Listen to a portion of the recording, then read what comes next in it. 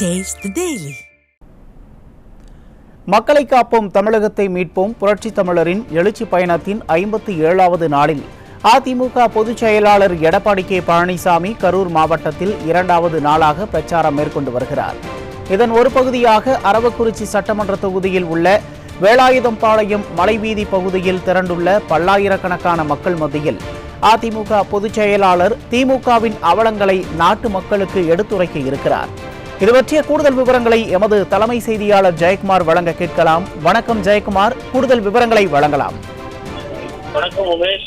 மக்களை காப்போம் தமிழகத்தை மீட்போம் புரட்சி தமிழருடைய எழுச்சி பயணத்தில் கரூர் மாவட்டம் அரவக்குறிச்சி சட்டமன்ற தொகுதியில் இருக்கக்கூடிய வேலாயுதம்பாளையம் பகுதியில் திரண்டிருக்கக்கூடிய பல்லாயிரக்கணக்கான மக்கள் மத்தியிலே அனைத்திந்திய அண்ணா திராவிட முன்னேற்ற கழகத்துடைய பொதுச் செயலாளர் சட்டமன்ற எதிர்க்கட்சித் தலைவர் முன்னாள் முதலமைச்சர் புரட்சி தமிழர் எடப்பாடி கே பழனிசாமி அவர்கள் எழுச்சி உரை ஆற்றுவதற்காக வருகை கொண்டிருக்கிறார்கள்.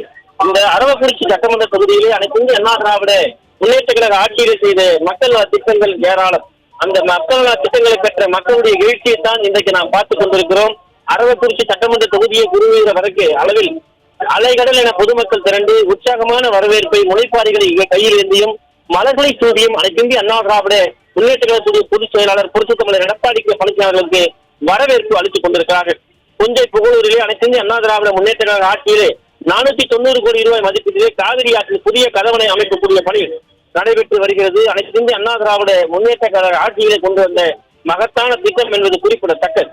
குறிப்பாக புஞ்சை புகழூர் தலைமையிடமாக கொண்டு புதிய தாலுகா அமைக்க வேண்டும் என்ற குடியிருப்பு அந்த புதிய தாலுகா அலுவலகம் கட்டி முடிக்கப்பட்டிருக்கிறது. அதை திறக்கப்படாமல் தற்போது இருக்கு. அதே புரட்சித்தலைவர் எம்ஜிஆர் அவர்களால் தமிழ்நாடு காகித ஆலை நிறுவனம் இங்கு நிறுவப்பட்டது.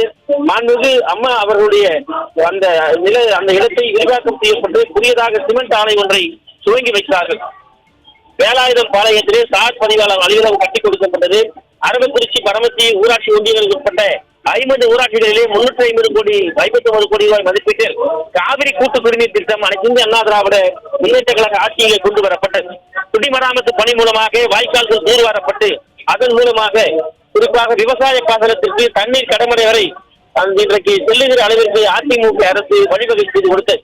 கரூர் மாவட்டம் அரவக்குறிச்சி வட்டம் சொட்டையூர் கிராமத்திலே 3.32 கோடி ரூபாய் மதிப்பீட்டிலே 1.50 ஏக்கர் நிலப்பரப்பிலே முருங்கை பதப்படுத்தக்கூடிய மையம் அமைக்க நிதி ஒதுக்கீடு செய்யப்பட்டு தற்போது பணிகள் முடிவுற்றிருக்கிறது.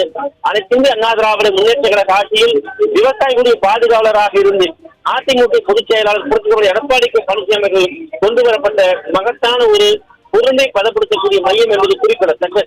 குடிசை மாற்று வாரியம் மூலமாக கேரம்பாடி பகுதியில் 2.94 கோடி ரூபாய் மதிப்பீட்டிலே 32 அடுக்குமாடி குடியிருப்புகள் அமைத்துக் கொடுக்கப்பட்டது கழக ஆட்சியில். அரவக்குறிச்சி சட்டமன்ற தொகுதியில் 2 வேளாண்மை விரிவாக்க மையம், ஒரு துணை வேளாண்மை விரிவாக்க மையம் திறந்து மக்களுடைய கல்வி வளர்ச்சிக்கு வித்திட்டது அனைத்திந்திய அண்ணா திராவிட முன்னேற்ற கழக அரசு.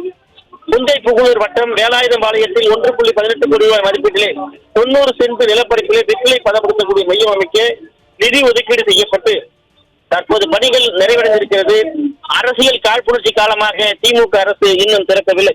ஆத்துப்பாளையம் கதவணை கீழ்பவானி பாசன வாய்க்காலில் எல்பிபி தொடர்ந்து பிரச்சனைகளை சரி செய்து விவசாய மக்கள் பயன்பெறும் வகையிலே பாசன நீர் திறந்துவிட வழி செய்யப்பட்டது. தற்போது அனைத்திந்திய அண்ணா திராவிட முன்னேற்ற கழகத்துடைய முன்னாள் அமைச்சர் கரூர் மாவட்ட செயலாளர் விஜயபாஸ்கர் பேசி வருகிறார். அந்த காட்சிகளை நாம் பார்க்கலாம். குறிப்பாக தொடர்ந்து அதிமுக பொதுச் செயலாளர் முன்னாள் அமைச்சர் தங்கமணி, அனைத்திந்திய அண்ணா திராவிட முன்னேற்ற கழகத்துடைய முக்கிய நிர்வாகிகள் உடன் வந்து கொண்டிருக்கிறார்கள். அதிமுகவுடைய முன்னாள் அமைச்சராக இருக்கக்கூடிய சிவபதி உள்ளிட்டோரும் உடன் இருப்பது குறிப்பிடத்தக்கது. தற்போது பேசி வருவதை நேரடியில் பார்க்கலாம். இன்றைய எதிர்க்கட்சி தலைவர், நாளைய தமிழக முதலமைச்சர் புரட்சி தமிழர்